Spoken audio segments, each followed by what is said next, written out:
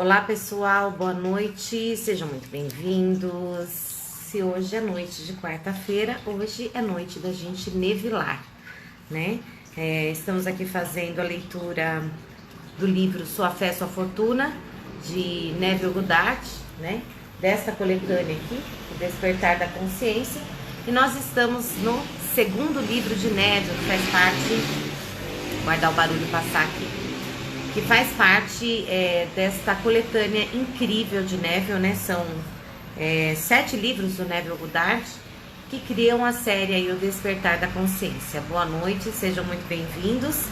E hoje nós vamos iniciar no capítulo 17. Lembrando que o Neville nos ensina a cocriação, né? Na última aula, gente, na aula de segunda-feira, foi assim, não sei pra vocês, mas foi incrível a leitura, né? Aqueles capítulos assim, fichas caindo, Neville trazendo a receita de como você fazer para realizar o seu sonho, né?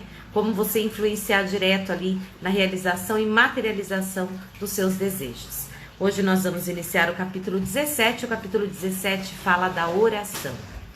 Então vamos lá? Como sempre, eu não vou ficar olhando muito para cá, porque senão, né, boa noite, sejam muito bem-vindos, tá? Senão eu fico prestando atenção em vocês e me perco aqui na linha do raciocínio. Mas vamos para a leitura?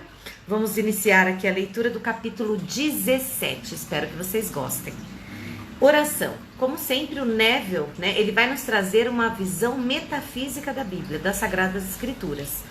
É tudo muito novo, acredito, para vocês, né? Algo que nós não encontramos por aí, mas é para te levar à reflexão e para que você realmente assuma o comando da sua vida, tá? Então vamos lá.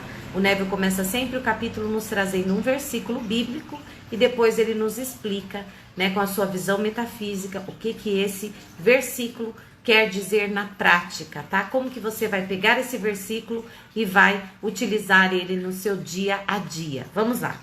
Quando orardes, vá para dentro do teu quarto e feche a porta, e ore a teu pai que está em segredo, e o teu pai que vem em segredo te recompensará abertamente.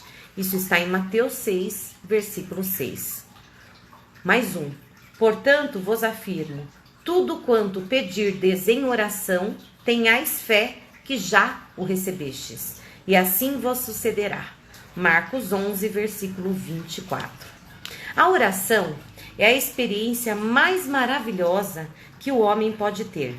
Ao contrário das ladainhas diárias da grande maioria da humanidade em todos os cantos da terra, que por suas vãs repetições esperam chegar aos ouvidos de Deus, a oração é o êxtase de um casamento espiritual, ocorrendo no silêncio profundo da serenidade da consciência. No seu verdadeiro sentido, a oração é a cerimônia da união com Deus. Assim como a noiva, no dia do casamento, abandona o nome de sua família para assumir o nome de seu esposo, da mesma forma, quem reza deve renunciar o seu nome atual, no caso, a sua natureza atual, e assumir a natureza daquilo pelo qual ele reza. Então, a primeira coisa que o Neville nos fala aqui, que quando você faz oração, e ele fala daquelas pessoas, né, que ficam fazendo vãs repetições, né, e muitas vezes você fala, nossa, mas eu oro tanto, eu peço tanto, por que não dá certo, né? Por que Deus não me ouve? Será que Deus não me ouve? Será que Deus não me quer? Será que Deus não me ama? Não é nada disso. Tá, ele está falando que quando você reza ou quando você ora, né? Lembrando que aqui nós vamos deixar a religião de fora e vamos tratar de espiritualidade. Então, quando você ora, quando você reza, você deve, né, entrar em sintonia com Deus, agradecendo. Por quê? Porque naquele momento da sua oração, né, ao final de uma oração, você já deve ter mudado o seu estado de espírito. Por quê? Porque você deve assumir a condição de já ser aquilo que você iniciou pedindo, ok? Então, quando você mudar essa postura, a partir daí, a sua oração será atendida, tá bom? Então, vamos lá. Os evangelhos têm claramente instruído o homem sobre como realizar esta cerimônia da seguinte forma. Quando orardes, vá para dentro do teu quarto e feche a porta, e ora a teu pai que está em segredo, e o teu pai que vem em segredo te recompensará abertamente. Ir para dentro do quarto é o mesmo que entrar em uma suíte nupcial. Assim como ninguém, além da noiva e do noivo, tem permissão para entrar em um quarto tão sagrado, quanto à suíte nupcial na noite da cerimônia de casamento, da mesma forma, ninguém, além daquele que reza e aquele a quem a oração é feita, podem ser autorizados a entrar no quarto no momento sagrado da oração. Assim como a noiva e o noivo, ao entrar na suíte nupcial com segurança, fecham a porta para o mundo exterior. Então, também aquele que entra no momento sagrado da oração deve fechar completamente as portas dos sentidos e deixar o mundo de fora, assim como todas as coisas que o cercam. Isso só é possível quando você desvia completamente a sua atenção para longe de todas as coisas que diferem daquilo com que agora você se relaciona, ou seja, o objeto do seu desejo. Então ele está falando que assim como, né, uma cerimônia, por que ele nos traz aqui uma cerimônia? Porque no capítulo passado ele explicou a Trindade, né, que todas elas, né, são referentes à sua consciência. Então o Pai, né, aquele que imprime o desejo, ou seja, é aquele, né, de onde nasce o seu desejo, você pode chamar ele de Deus, de todo, Criador do universo, uma força maior, enfim. Né? Então, esses três estados, o pai, o filho, né, e a mãe, estão dentro do seu estado de consciência. Então, são três elementos. Primeiro é o pai, que é a vontade, o desejo. É aquilo que vem, né, que você vai imprimir dentro de você. E quando você imprime, que você aceita o seu desejo, aí vem a segunda parte, que é como se fosse a mãe que recepciona esse desejo, né? Ou seja, você coloca no seu útero. E aí você colocando no útero, a partir daquele momento, você já tem, né, uma criança ali, como se fosse num ventre, né, uma criança que está se desenvolvendo. E o seu desejo é o filho que vai nascer dessa união entre a impressão e a recepção de você aceitar o seu desejo, e a partir daí, né, você recebe aquilo que você desejou. Aqui ele nos faz a mesma comparação, comparando a oração como se fosse uma cerimônia de núpcias, né? Imagine na suíte nupcial, no dia das núpcias, entra apenas o casal, né? O noivo e a noiva, eles estão entrando ali, né? É um momento sagrado, né? Um momento de entrega, enfim, um momento de consumação, onde o ato vai ser consumado, né? E isso vai tornar o casamento válido. E aqui ele fala que na oração não deve ter ninguém também. É um ato sagrado, deve ter você, só você.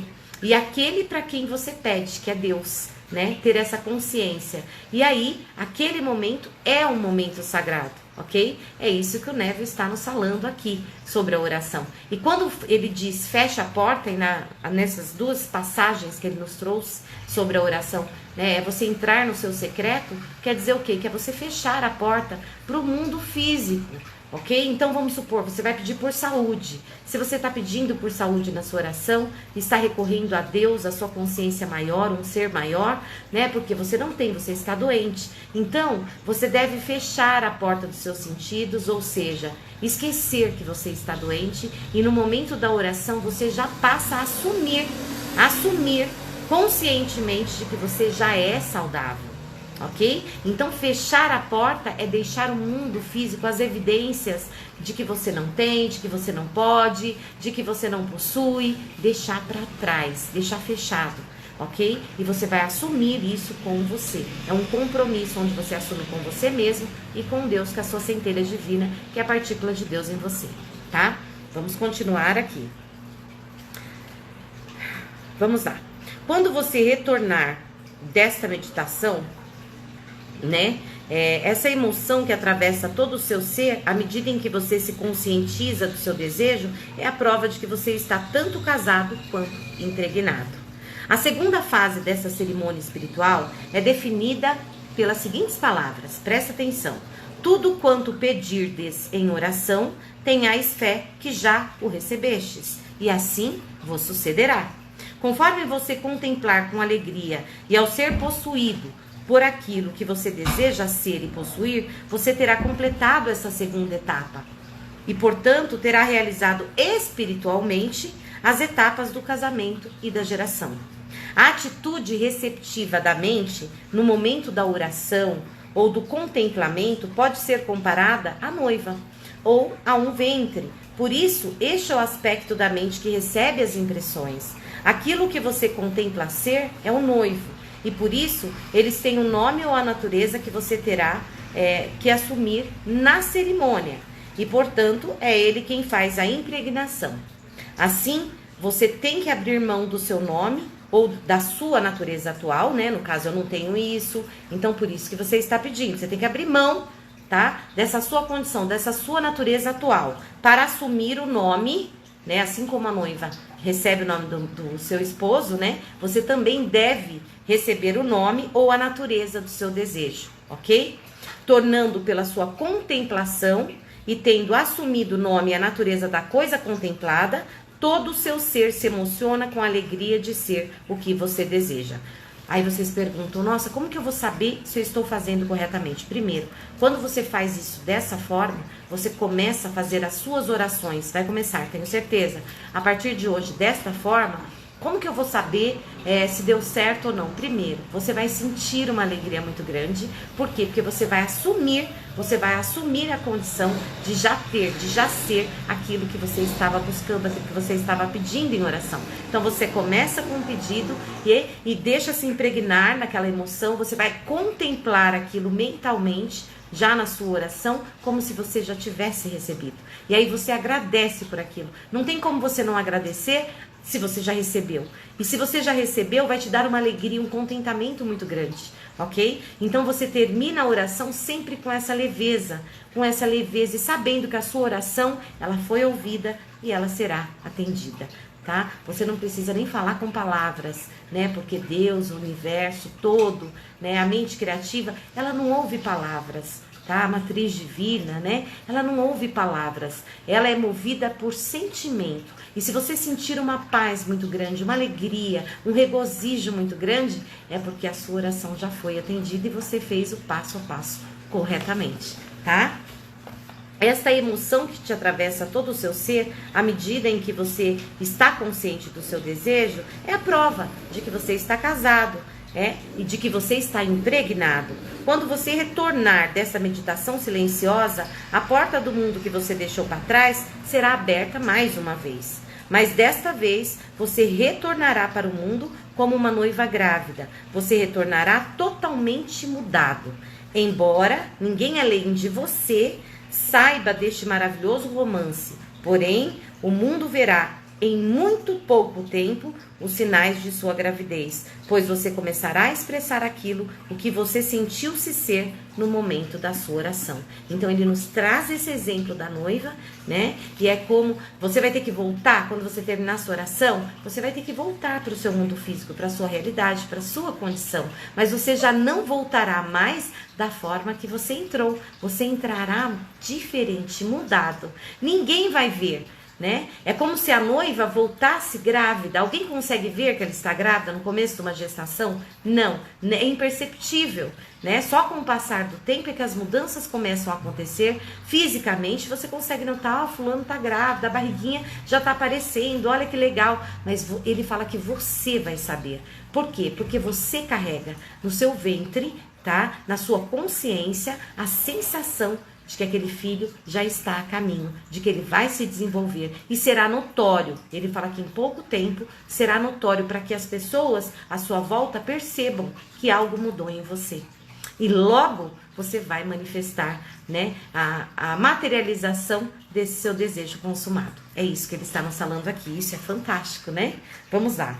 A mãe do mundo ou a noiva do Senhor é propositalmente chamada de Maria ou água, pois a água perde a sua identidade quando ela assume a natureza daquilo com que ela se mistura. Vamos lá. Pensa aí numa água. Você coloca a água e você vai colocar groselha na sua água, né? A água, Maria, a tradução é água. Por quê? Porque ela perde a sua natureza, né? Que a água tem quando você mistura ela com alguma coisa. Então ela assume aquela nova identidade, aquilo que foi misturado, né? Ele se torna um só e a água muda. Então por isso, é isso que ele está nos falando aqui. Se você pega um copo de água e coloca groselha lá dentro, era água e groselha. Você misturou, a partir daquele momento a água perdeu, né, as características que ela tinha, né, inodora, incolor, insípida, ela perde e ela passa a ser né, passa a adquirir as características daquilo que foi misturado a ela. Assim você deve ser na realização dos seus desejos, na cocriação, fazendo uso das leis universais, ok? Então vamos lá. Maria, da mesma forma, é o aspecto receptivo da mente. Então, Maria é como se fosse o seu aspecto receptivo da mente, que deve perder a sua identidade para poder assumir a natureza da coisa desejada. Apenas quando se está disposto a abandonar a sua identidade e atuais limitações é que alguém pode se tornar aquilo que se deseja ser. A oração é a fórmula pela qual tais separações e casamentos são realizados, ok? E aí ele traz mais um versículo aqui, muito conhecido por todos vocês, tenho certeza.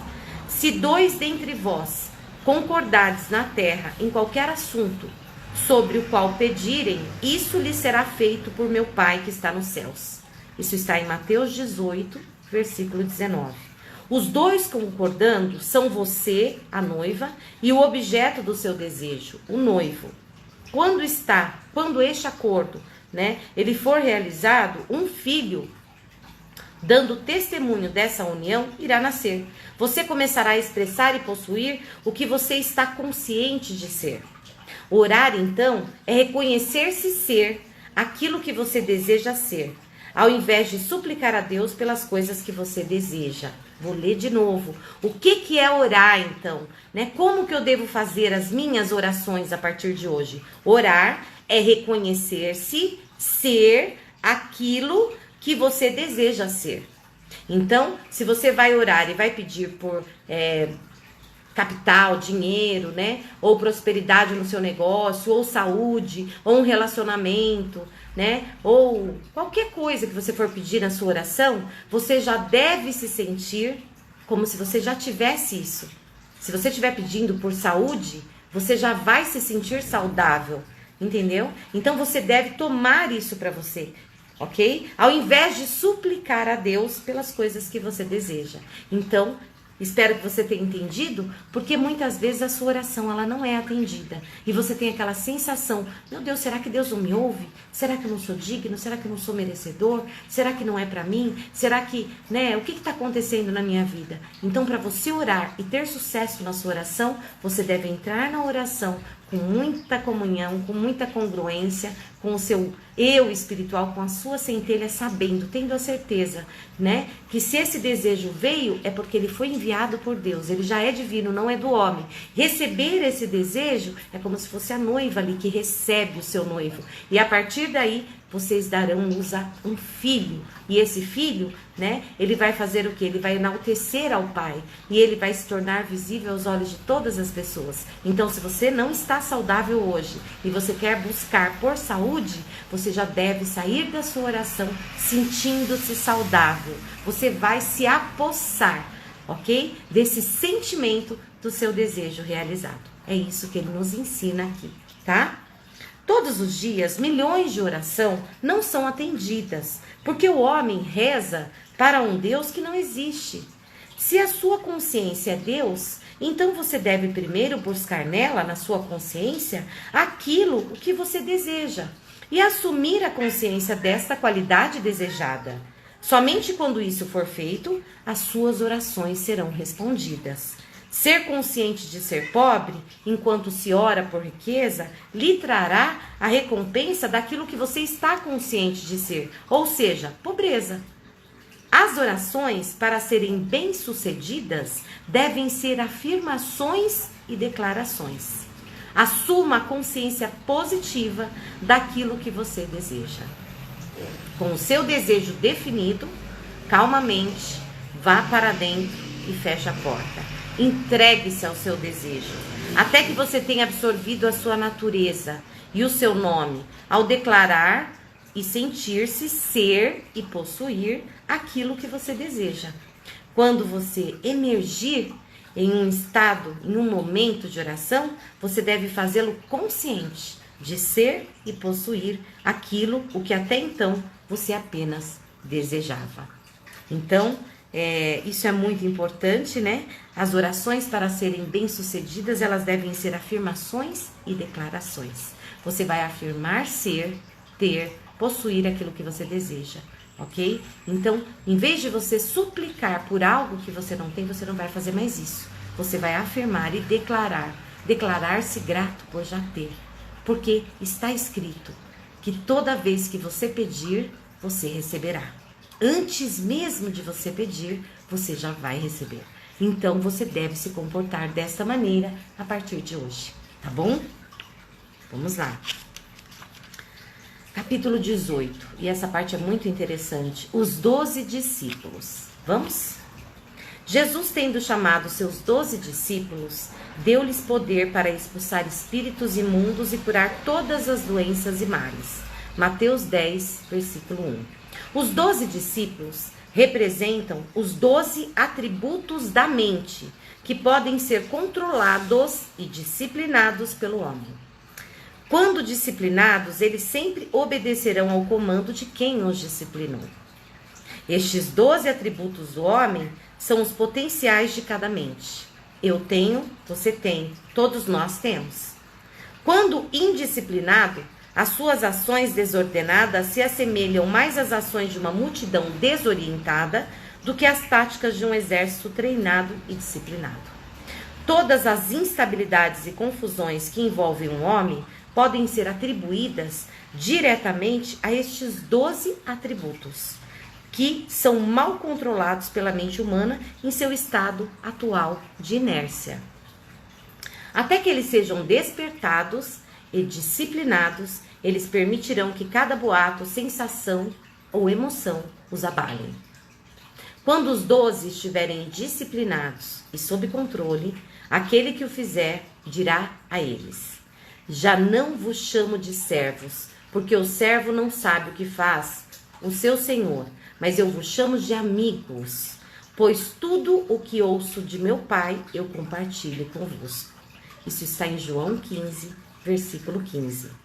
Ele saberá que de agora em diante, cada característica da mente que ele conseguir disciplinar será um amigo e aliado que irá protegê-lo.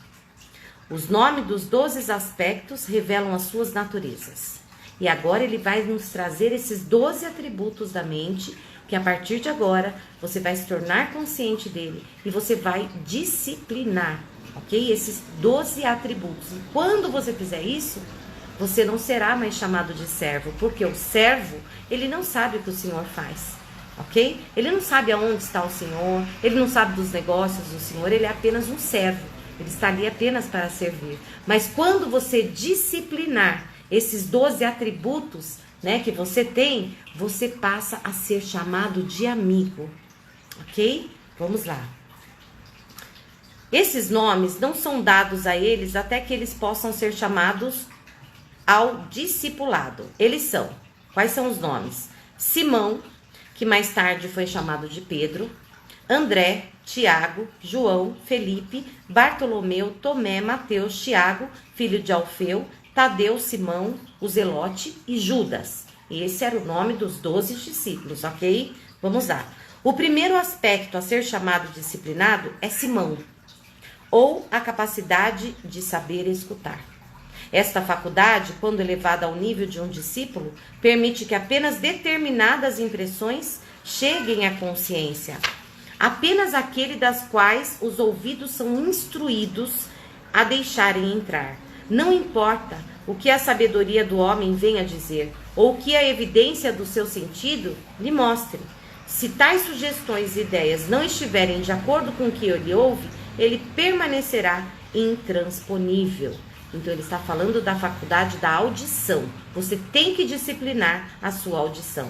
E não importa, quando você tem um sonho, quando você entra nesse estado, né, em que você já está ali carregando, que você tenha certeza absoluta que seu desejo será materializado em breve, porque ele já está realizado mentalmente em você, você está impregnado, você está... Pode vir a pessoa mais inteligente do mundo e falar com toda a sabedoria. Isso não vai acontecer, porque, ora, veja bem, né? As coisas acontecem assim, assim, assim. Então, isso que você está falando é uma loucura, isso nunca vai acontecer, né? Tanto faz, porque você sabe que, né, você ouvir apenas aquilo que é importante para você, ignorando filtrando. Então você vai filtrar com a sua audição aquilo que te é importante. Aquilo que não for bom, lance fora. Não deixe entrar, porque através da audição ela entra no seu inconsciente e se ela causar uma impressão, aquela impressão vai se materializar. Então a primeira coisa a se disciplinar é a audição.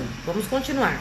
Esta faculdade, quando instruída pelo seu Senhor, sabe que cada sugestão que ela permitir entrar pelos portões do céu, os ouvidos, irá chegar ao seu Senhor e Mestre, a sua consciência, e deixará a sua impressão, e essa impressão com o tempo se tornará uma expressão. Então toda impressão, ele já nos ensinou isso, ela se torna futuramente uma expressão.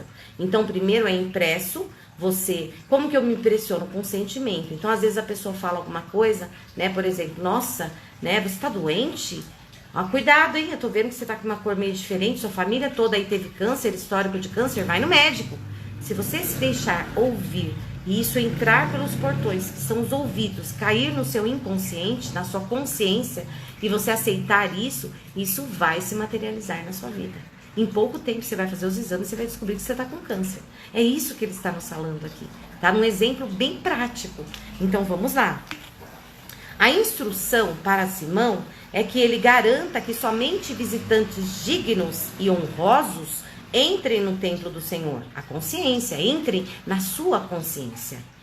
Nenhum erro seu passará por despercebido e nem será escondido de seu mestre, pois cada expressão na vida mostrará ao seu Senhor quem ele consciente ou inconscientemente recebeu. Então, por que você deve filtrar muito bem o que você ouve? Porque isso pode ser uma impressão feita consciente ou até inconscientemente. Porém, isso se tornará uma expressão. Então, para você observar, né, o que tem hoje na sua consciência, é só você analisar o que você está materializando no seu mundo físico. Se forem coisas que não são legais, é porque você se deixou impressionar, mesmo que inconsciente, por alguma coisa que você viu, por alguma coisa que você ouviu, por alguma coisa que você tocou, e a partir daí ela se torna uma expressão. Nada é expresso no seu mundo físico se antes não causou em você uma impressão. Tudo o que você manifesta na sua vida é causado por uma impressão que você recebeu, seja ela boa ou ruim. Lembra das leis universais? Não existe isso, né? Isso é só seu modo de ver, mas a partir do momento que você manifestou, que você expressou, é porque você traz dentro de você, ok? Isso é muito bom, né? Por quê? Porque a partir de agora você pode mudar o que você está expressando no seu mundo físico. Vamos lá. Quando Simão se mostrar ser um discípulo fiel e verdadeiro através de seu trabalho, em seguida ele receberá o sobrenome de Pedro, ou Pedra, o discípulo impassível que não pode ser subornado ou coagido, não importa qual seja o visitante. Ele não pode, quando, né, ele estiver aí, quando ele se mostrar, né, ser fiel, a audição, se ser fiel, a filtrar tudo isso, ele recebe um novo nome que é Pedro, que é a pedra, o firmamento. Né? Então ele é um discípulo impassível, ele não pode ser subornado ou coagido, nada passa por ele, independente do visitante, independente daquilo que você ouve, independente daquilo que você escuta, daquilo que você toca, daquilo que você está vendo no seu mundo. Se você se tornar disciplinado e entender isso que você está cocriando, tá? Nada, nenhum evento vai poder tirar de você a fé de que aquilo já aconteceu. Ele será chamado pelo seu Senhor como Simão, Pedro, aquele quem ouve fielmente as ordens do Senhor e que além delas nada escuta. Este Simão Pedro é aquele quem descobre o eu sou como Cristo. E por causa dessa sua descoberta lhe são entregues as chaves do céu. E sobre essa pedra se edifica o templo de Deus. As construções devem ter bases sólidas e somente uma audição disciplinada, ela pode, ao perceber que o eu sou é Cristo, permanecer fiel e inabalável, sabendo que eu sou Deus e além de mim não há nenhum outro Salvador. O segundo aspecto a ser chamado, o segundo discípulo, é André, ou coragem. Quando o primeiro aspecto, a fé em si mesmo, é desenvolvido, ele automaticamente chama o seu irmão, ou a coragem. A fé em si mesmo não pede ajuda de nenhum homem. mas sozinha e silenciosamente se apropria da consciência da qualidade desejada. E apesar da razão ou das evidências de seus sentidos provarem o contrário, ela continua fiel, esperando pacientemente com a certeza de que sua afirmação invisível, se mantida, será realizada. Tal fé desenvolve uma coragem e uma força de caráter que vão muito além do que os maiores sonhos do homem indisciplinado, cuja fé está apenas nas coisas que vê. A fé do homem indisciplinado, na verdade, não pode ser chamada de fé, porque se lhe tomarmos os medicamentos, os exércitos ou a sabedoria do homem, nos quais a sua fé é depositada, esta fé e coragem também serão tomadas. Mas para aquele que é disciplinado, o mundo inteiro poderia ser tomado e ainda assim permaneceria fiel no conhecimento de que o estado de consciência em que ele habita irá, no seu devido tempo, encarnar em si. Essa coragem é o irmão de Pedro, André, o discípulo que sabe ousar, cumprir e manter discrição. Então ele fala que depois que você for disciplinado, que você sair de lá como Pedro, como uma rocha, né, aonde o templo foi edificado, automaticamente ele chama o seu irmão, que é o André. E André é coragem. A coragem, por quê? Porque ele fala que os homens, né, aqueles homens que é preciso ver para crer, né, eles colocam a sua fé nos medicamentos, nos homens, colocam a sua fé nas circunstâncias, no seu exército, né? E se isso for tomado, a sua fé vai embora. Por quê? Porque ele não tem uma verdadeira fé, então não é uma fé real. A fé verdadeira é aquela de que você está no comando, de que você tem uma centelha divina e que se você já viu, né? Se você já viu a cena, já sentiu que você possui, podem te tomar tudo, menos a sua fé. E você vai realizar, você vai materializar, você vai expressar. É só você esperar pacientemente o tempo da gestação que ele vai aparecer no seu mundo físico, tá? Vamos lá, tem mais. Os próximos dois a serem chamados também estão relacionados. Estes são os irmãos Tiago e João. Tiago, o justo, o juiz justo, e o seu irmão João, o amado. A justiça, para ser sábia, ela deve ser administrada com amor, sempre oferecendo a outra face, em todos os casos, retornando o bem para o mal, o amor para o ódio, a não violência para a violência. O discípulo Tiago, símbolo de um julgamento sábio, quando promovido para o alto cargo de juiz supremo e disciplinado, deverá manter os olhos vendados, para que ele não seja influenciado pela carne e nem julgue as coisas pela aparência. O julgamento disciplinado deve ser realizado por uma pessoa que não se deixe levar pelas aparências.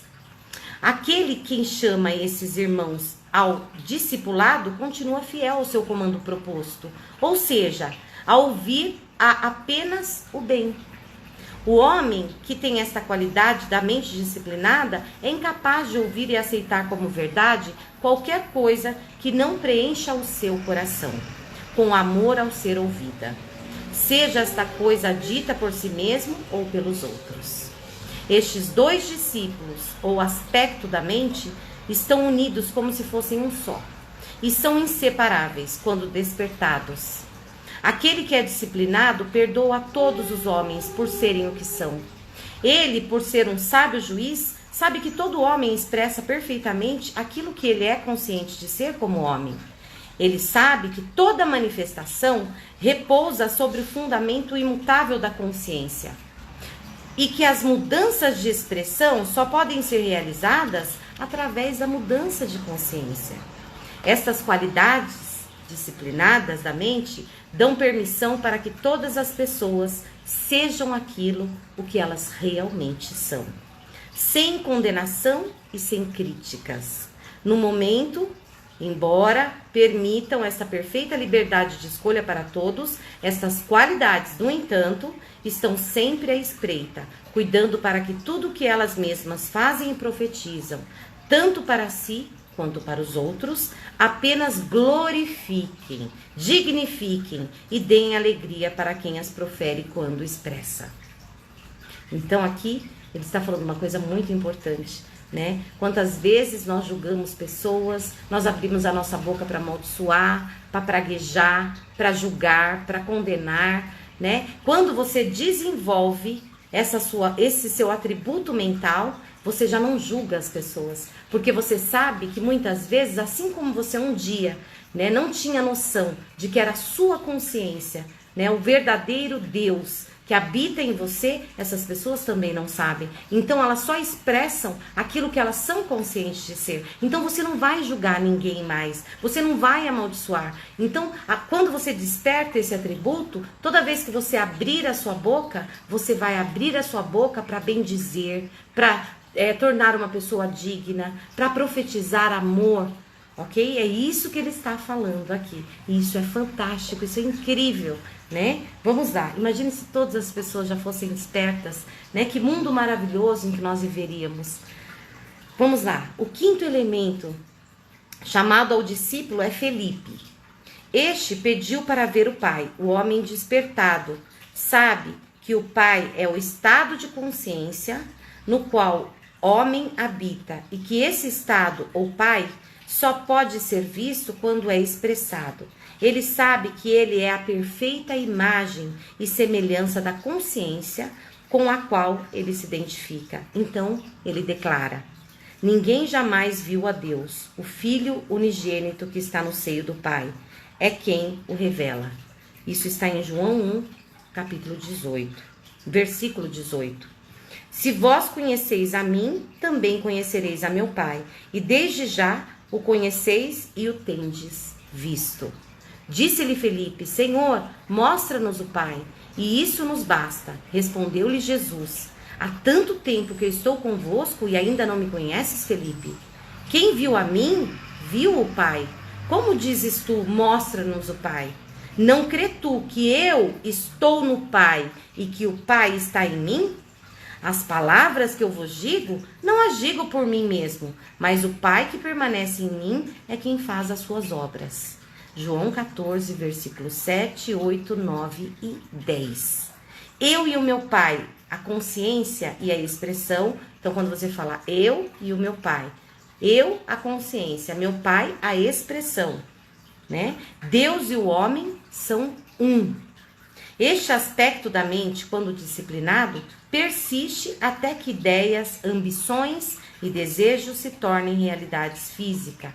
Este é o aspecto que afirma: apesar de saber que os vermes devorarão a minha pele e o meu corpo, ainda em minha carne, e eu verei a Deus. Jó 19, versículo 26. Ele sabe como manifestar a palavra, como dar forma ao que não tem forma. Vamos lá, gente. Então aqui ele está falando daquilo que persiste. Por quê? Porque você tem a consciência de que você e o Pai são um. Deus e você são um. É o que eu falo, o que é a bananeira da banana aí? Deus, Deusinho, você é um Deusinho. Quando você tem a consciência de que Deus habita em você e que Ele age através de você, você não desiste de nenhum objetivo, nenhum sonho. Por quê? Porque você sabe que tendo essa fé e tendo Deus em você, você vai materializar aquilo, tá bom? A persistência. O sexto discípulo se chama Bartolomeu. Este aspecto é a faculdade da imaginação. Bartolomeu é o aspecto da imaginação, cuja qualidade da mente, uma vez acordada, destaca o indivíduo da multidão. Uma imaginação desperta coloca aquele que a despertou muito acima do homem médio, dando-lhe a aparência de um farol, uma luz em um mundo de escuridão. Nenhuma outra qualidade separa tanto o homem do homem quanto a imaginação disciplinada. Esta é a separação do joio e do trigo. Aqueles que mais contribuem para a sociedade, em sua maioria, são os nossos artistas, cientistas, inventores e todas as pessoas que possuem uma vívida imaginação. Se uma pesquisa fosse feita para descobrir a razão por que tantos homens e mulheres com um bom nível de formação educacional fracassam em seus atos, ano pós-faculdade, ou se fosse feita para descobrir o motivo da diferença do poder aquisitivo entre as massas, não restaria nenhuma dúvida de que a imaginação possui grande parte disso. Tal pesquisa mostraria que a imaginação é o que faz alguém ser um líder, enquanto a falta dela é o que torna alguém um seguidor. Ao invés de desenvolver a imaginação das pessoas, nosso sistema educacional muitas vezes a sufoca, ao tentar colocar na mente das pessoas a sabedoria que a ele convém. Nosso sistema o obriga a memorizar uma quantidade enorme de livros, que em breve serão refutados por livros mais atualizados, e assim por diante. A educação não é dada ao se tentar colocar sabedoria dentro do homem. Seu propósito, na verdade, é extrair e revelar a sabedoria que está latente dentro dele. Você, leitor, convoque a Bartolomeu para o discipulado, pois apenas quando essa qualidade se juntar ao discipulado, você terá a capacidade de conceber ideias que irão te levar além das limitações do homem comum. Então ele fala da imaginação, e Neva ainda vai mais fundo, e é verdade, né? O nosso sistema educacional, ele não pensa em ativar a nossa imaginação, né? Na verdade, ele quer colocar informações dentro da nossa mente. Você foi ensinado assim, né? A nossa cultura é assim. Você não é ensinado a imaginar, a criar, né? Você é ensinado para aceitar as coisas como se já fossem, e não há mudança, né? É daí que vem, né, tantas frases que você escuta no decorrer da sua vida. Nasceu pobre, vai morrer pobre. Dinheiro não dá em árvore. Ricos não entram no reino dos céus. Deus, quanto mais rico você for, mais longe de Deus você está. Os ricos são egoístas. Então todas essas coisas nos foram ensinadas. E Neville faz uma reflexão aqui, falando que se fosse possível separar por classes sociais e fazer uma avaliação profunda, né? As pessoas mais bem-sucedidas, uma qualidade comum a todas elas seria a imaginação. É quando a pessoa cria, é quando ela imagina, é quando ela parte para a primeira lei, a lei do mentalismo. Ela cria mentalmente, ela é criativa, ok? Então vamos lá. O sétimo é chamado de Tomé. Essa qualidade, quando disciplinada, duvida ou nega a todos os rumores e sugestões que não estejam em harmonia com o que Simão Pedro tenha sido ordenado a deixar entrar. O homem que é consciente de ser saudável, não por sua saúde hereditária, suas dietas ou do clima em que ele vive, mas por conhecer e por ter despertado o estado de consciência em que habita.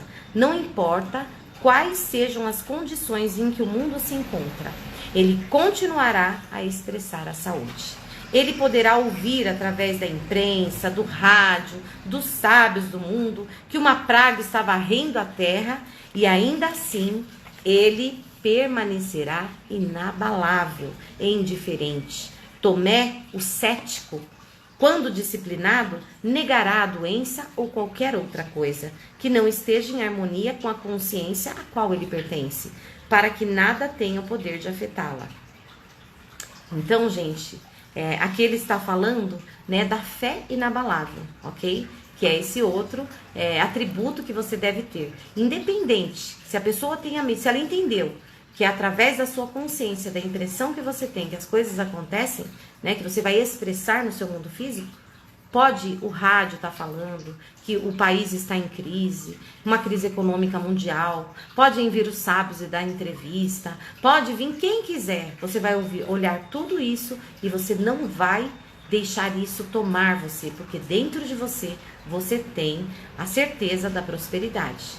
Se é a prosperidade que você busca, ele diz aqui no caso de saúde, né? Pode vir quem quiser falando que uma doença está avastando, que as pessoas vão morrer, que é hereditário, que você vai ter, que você vai ficar doente. Você continua manifestando saúde, porque você está consciente de ser saudável. E você entendeu que esse poder dentro de você, você dando força para ele, se unindo a ele, ele vai se manifestar, ok? Vamos lá. A qualidade do questionamento, quando disciplinada, protege o homem de receber as impressões que não estejam em harmonia com a sua natureza.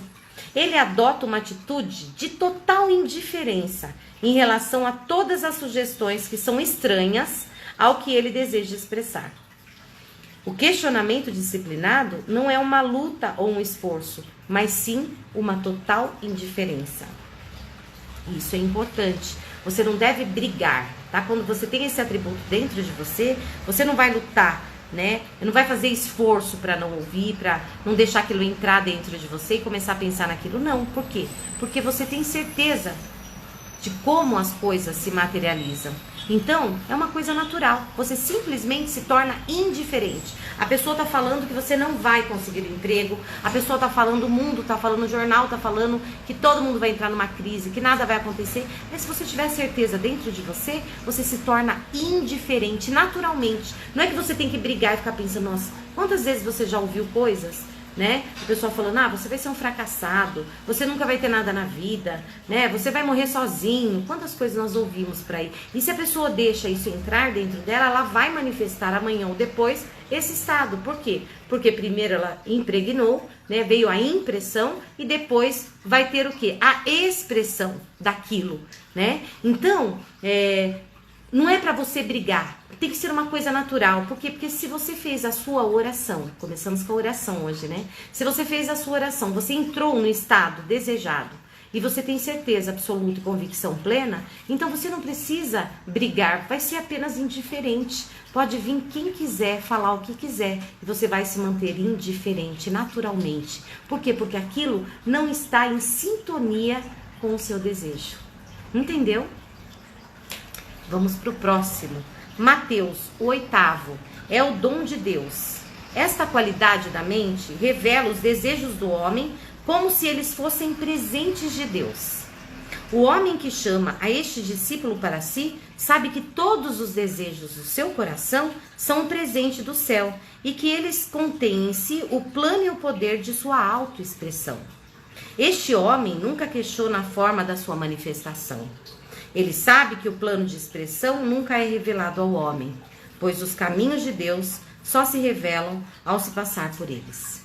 Ele aceita totalmente os seus desejos como se fossem presentes já recebidos e segue o seu caminho em paz, na certeza de que eles vão acontecer. Lindo isso, não é? É você entender que o desejo não vem do homem, não vem do seu avatar, né? Então não pode ser vaidade, não pode ser ruim. O desejo é um presente de Deus para você. E quando você entende isso, né? Quando você chama isso para sua consciência e você passa a receber todos os desejos que aparecerem na sua vida, você vai entender que é um presente de Deus. Ele está te dando algo e você vai agir. Você recebeu um presente, né? Que nem eu falo do correio, pode não ter chego ainda a sua encomenda na sua mão, você não viu ela fisicamente, mas a notificação do correio já chegou.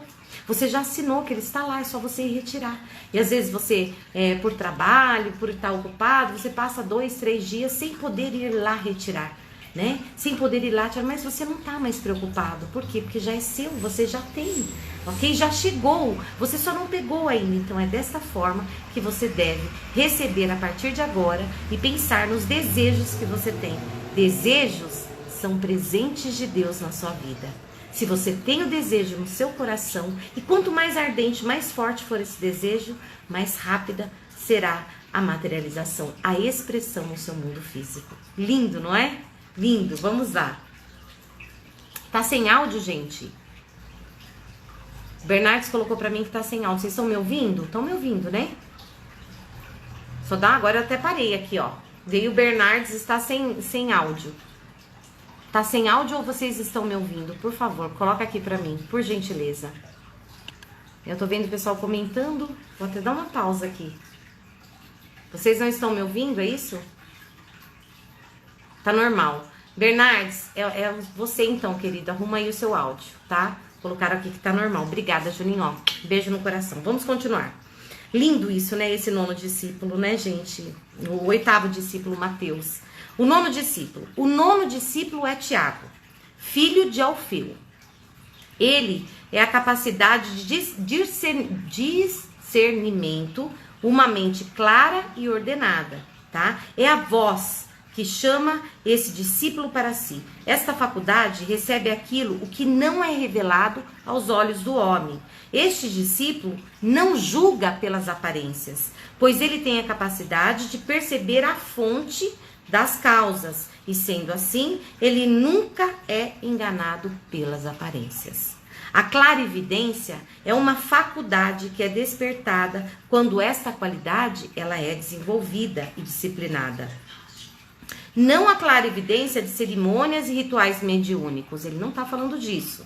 Mas a verdadeira clarividência, a clareza de ver todos os aspectos de uma situação. Ou seja, este aspecto da mente tem a capacidade de interpretar aquilo que é visto. Discernimento ou capacidade de diagnosticar é a qualidade de Tiago, filho de Alfeu. Tiago, ele vem com esse discernimento, ou seja, é a sua capacidade de diagnosticar qualquer situação.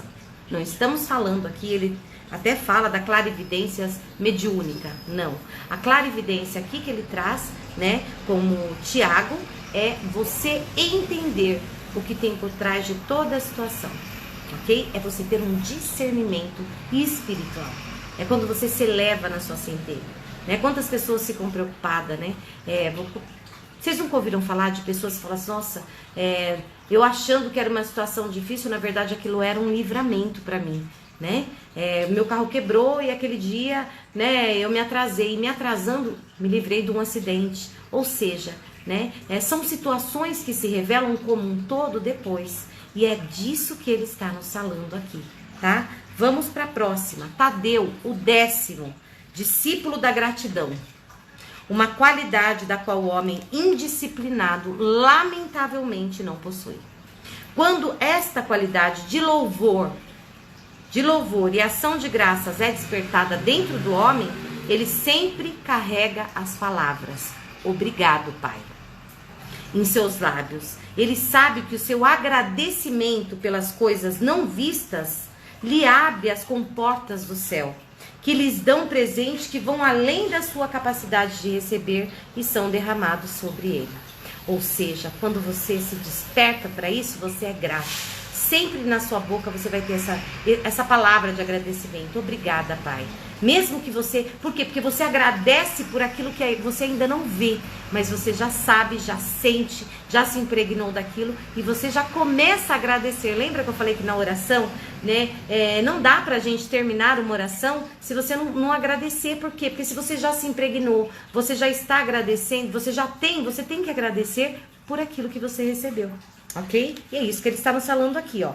O homem que não é grato pelas coisas que recebe não se torna um bom candidato a receber muitos presentes de uma mesma fonte, né? Imagina que você vai lá, né, compra um presente para uma pessoa que você gosta muito, você leva o presente, a pessoa nem agradece você. Você vai dar outro presente para ela?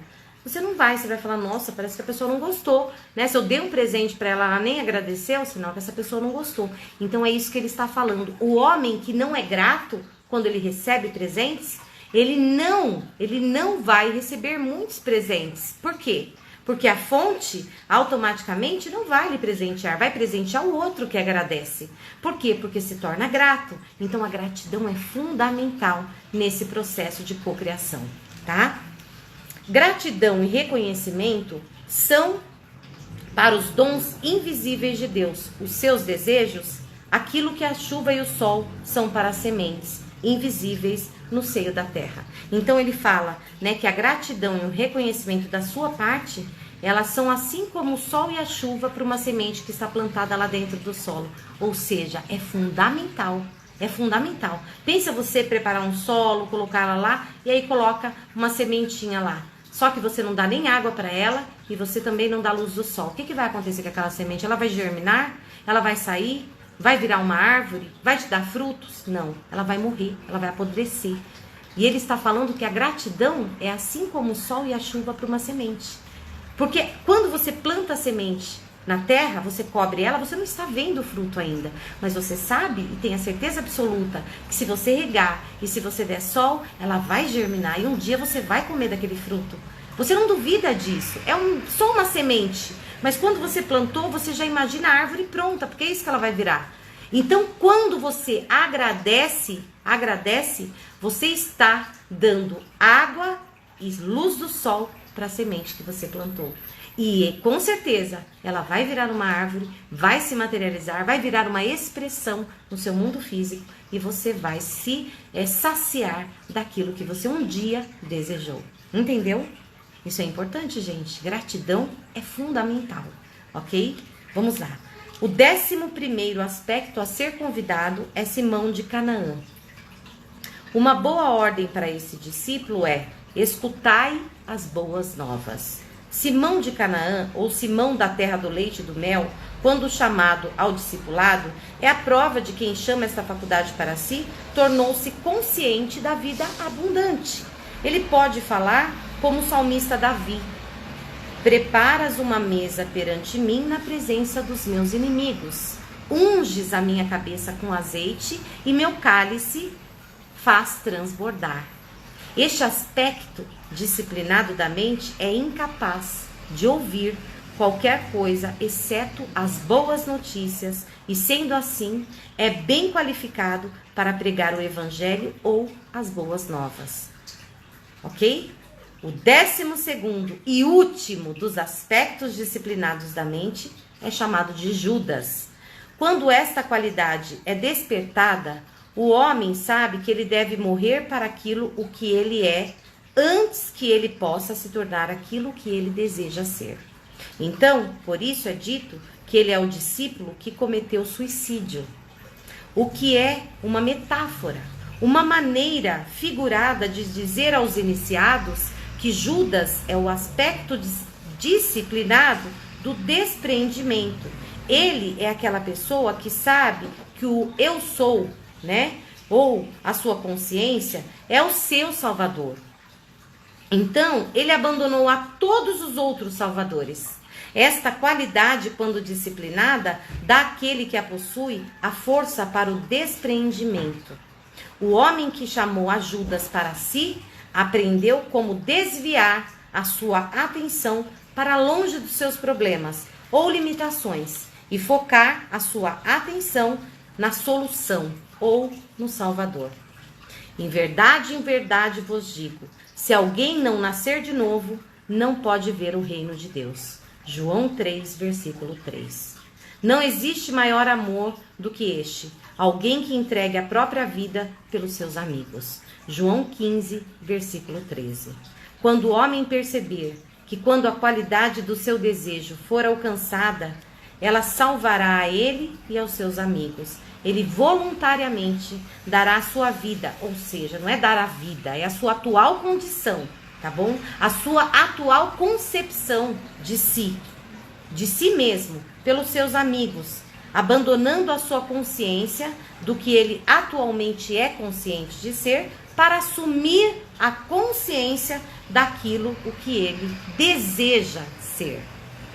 Judas, aquele a quem o mundo em sua ignorância o vem desmerecido, será, quando o homem despertar do seu estado indisciplinado, elevado ao mais alto, pois é Deus que é amor e não existe maior amor do que este, alguém que entregue a própria vida pelos seus amigos, até que o homem deixe de ser aquilo o que ele é consciente de ser. Agora, ele não se tornará aquilo que ele deseja ser. E Judas é aquele que consegue isso através do despreendimento ou do suicídio, metaforicamente falando, né?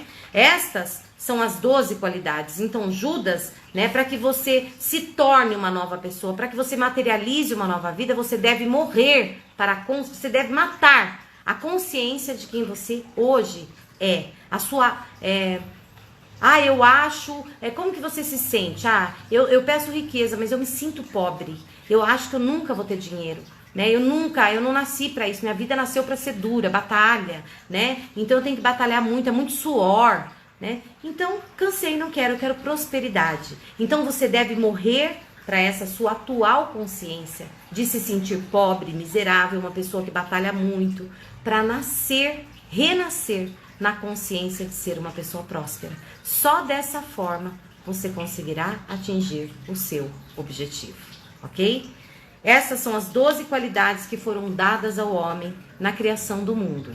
O dever do homem é desenvolvê-las ao nível do discipulado. Gente, terminou o nosso tempo, 1 horinha passa rápido demais, né? Talvez eu nem consiga salvar aqui, porque já entrou no estágio final aqui, né? E é isso, acabou. Até a próxima, acabou, gente. Como assim? Daqui a pouco eu volto, tá? Pra gente terminar, né? Você viu? Deu tempo da gente ler sobre as 12 qualidades, ok? Isso é muito importante, muito importante, muito importante. Então, bebam uma aguinha.